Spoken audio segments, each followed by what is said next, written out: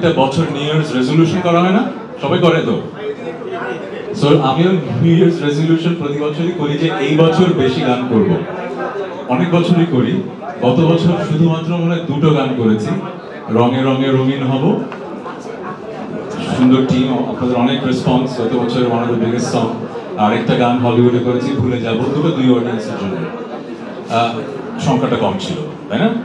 এই বছর রেজলিউশন করেছি অনেক বেশি গান করব, বাট এই রেজলিউশনটা এবার পূরণ হবে, কারণ অলরেডি 4টা গান হয়ে গেছে, এই 1-2 মাসের মধ্যেই আসবে। এই গান দিয়ে শুরু হলো, একা ঘর আমার। আমি যেহেতু সবসময় বলি যে 18 কোটি মানুষের দেশে এক ধরনের গান করলে কিন্তু আপনি সবার ভালোবাসা পাচ্ছেন না। আমি একটু ভালোবাসার কাঙাল বলে একটু সব ধরনের গানই করতে চাই। সো স্যাড রোমান্টিক দিয়ে শুরু হলো, এরপরে একটা ইংলিশ গান আসবে, একটা আপবিট গান আসবে, এবং আপনি যেটা বলেন সিনেমার গান আসবে। অনেকদিন পর আমি একটা সিনেমাতে গান গাচ্ছি। ছুঁয়ে দিলে মনে মনে লাস্ট করেছিলাম, যদি একদিন করেছিলাম, হ্যাঁ 2017-18 দিকে।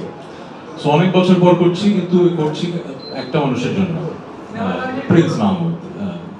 সাজিদের যেরকম আমি ভক্ত, আর প্রিন্স ভাই তো সারা বাংলাদেশ ভক্ত।